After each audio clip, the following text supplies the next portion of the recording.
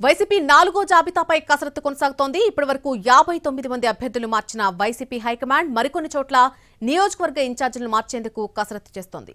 కొన్ని నియోజకవర్గాలపై పీట ముడిపడింది. ఆ కసరత్తు కొలిక్కొచ్చాకే వైసీపీ 4వ జాబితా బయటకు రాబోతోంది. ముఖ్యంగా నర్సరావుపేట, ఒంగోలు ఎంపీ సీట్లపై స్పష్టత రావడం లేదు. నర్సరావుపేట ప్రస్తుత ఎంపీ శ్రీకృష్ణదేవరాయలనే మరోసారి కొనసాగించాలని పల్నాడు ప్రాంత ఎమ్మెల్యేలు గట్టిగా కోరుతున్నారు. పిన్నెల్లి రామకృష్ణారెడ్డి, గోపిరెడ్డి శ్రీనివాసరెడ్డిలు పార్టీ పెద్దలను కలిసి దీనిపై మరోసారి విజ్ఞప్తి చేశారు. ఇటు ఒంగోలు ఎంపీగా మాగుంటకు మరోసారి అవకాశం ఇస్తారా లేదా అన్నదానిపై ఇంకా స్పష్టత రాలేదు. పార్టీ మాగుంటకు మరొక ఛాన్స్ లేదని చెబుతోంది. అయితే మాజీ మంత్రి బాలినేని మాత్రం మరోసారి మాగుంటకే అవకాశం ఇవ్వాలని అడుగుతున్నారు. తన కుమారుడితో కలిసి సీఎం క్యాంప్ ఆఫీస్కు వచ్చిన బాలినేని దాదాపు 3 గంటల పాటు అక్కడే గడిపారు. సీఎంతో సమావేశం తర్వాత మీడియా కంటపడకుండా వెళ్లిపోయారు. దీంతో పార్టీ ఏం చెప్పిందన్న ఉత్కంఠ కొనసాగుతోంది.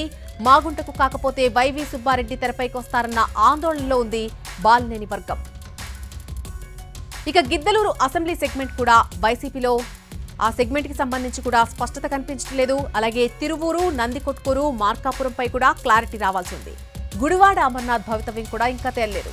మచిలీపట్నం, నరసాపురం, రాజమండ్రి, కాకినాడ, అమలాపురం, అనకాపల్లి, విజయనగరం, నంద్యాల, గుంటూరు, చిత్తూరు ఎంపీ స్థానాలపై స్పష్టత రావాల్సి ఉంది. ఇప్పటి వరకు 9 స్థానాల్లో వైసీపీ అభ్యర్థులను ప్రకటించింది. రాజంపేట, కడప ఎంపీ సీట్లు మార్చే అవకాశం లేదు. ఇక మిగిలిన వాటిలో కూడా కొన్నింటిలో మార్పులు ఉండకపోవచ్చని చెప్తున్నారు. అయితే దానిపై క్లారిటీ రావాల్సి ఉంది. సాధ్యమైనంత త్వరగా అభ్యర్థుల కసరత్తు పూర్తి చేయాలని సీఎం జగన్ భావిస్తున్నారు. దీంతో 1-2 రోజుల్లోనే 4వ జాబితా వచ్చే అవకాశం ఉంది.